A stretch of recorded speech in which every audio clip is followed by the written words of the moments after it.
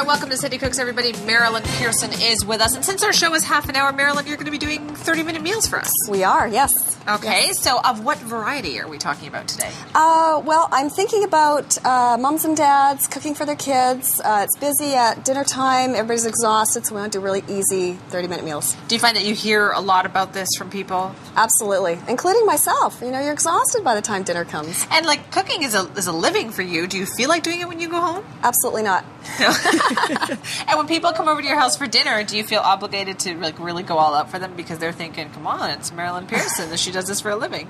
Well, you know what? When people come over, I love to, you know, do those exotic foods, and you know, people don't usually just drop in on me because I'm so busy. But if we've got a dinner planned, I love to try those fun foods that my kids won't eat. Right. So, but other than that, it's macaroni and cheese at your house. You bet.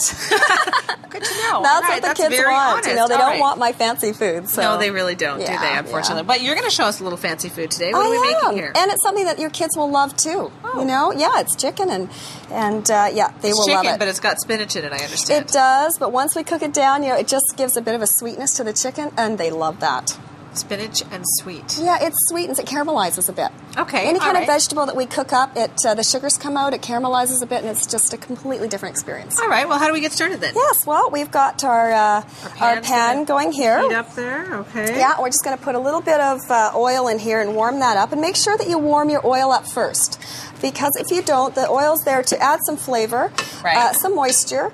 It's also there to keep your food from sticking. Right, but and that's the number one reason, right, why food sticks is because the pan's not hot enough. The pan's not hot, and then the oil's not hot, and then it sticks. Right. So we've got a hot pan, we put some oil in there, that's going to warm up really quickly. I tend to get impatient. Yes. You know, I'm sitting there waiting. Oh, I'm just going to throw it in there and let it start cooking. Well, you know, it only takes a second. If you've got your pan hot, it's hot now. Okay. And so we're going to start by adding our spinach and our mushrooms, but we're going to saute a few mushrooms to start. Okay. Got the spatula here. So do you do a lot of experimenting with food? I do.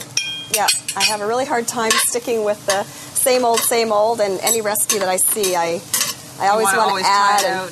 Yeah, and that's something that a point I really want to get across as well, is that a lot of people will look at a recipe and it's intimidating. Oh, well, I don't have this, I don't have that, I've got to run out and get different things. Yeah. But you know, you look at this recipe on your website, and if you don't have mushrooms, then don't use mushrooms. That's fine if you've just got spinach and just have chives. So you always make sure that your recipes are like that. Exactly. Okay, well, that's good. Yeah, because, you know, recipes can be intimidating at the best of times, and then if you don't have the ingredients, it just becomes frustrating. You know, and also, when you're cooking this stuff, keep in mind that it all tastes great raw. So you don't have to worry about... Except for the chicken. I'm talking about... Don't eat the chicken raw. That would be bad. Yeah. Okay, we're talking stuffing here. Yeah, all right, the stuffing for the chicken. Yeah, so don't worry that...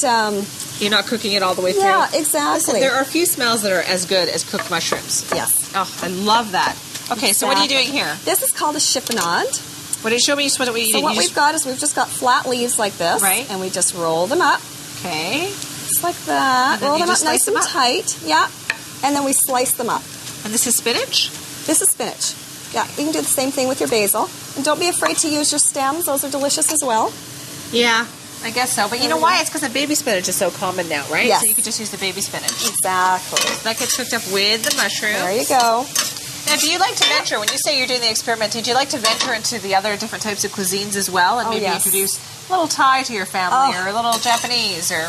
Absolutely. You know, keeping it interesting. Otherwise, we find we're going down the same aisles at the grocery store. You know, veer off and go down to the Thai or the Indian section. Everything is so well stocked these days at grocery stores too, isn't it? Absolutely. Okay. So we're going to throw a little bit of chive in here as well. I keep thinking that your shirt is going to get in the pan, so let's just tuck that under there like that. I'm trying to be cool, but it's dangerous. Yeah, it is dangerous when you're to be cool in the kitchen. Dangling things like that.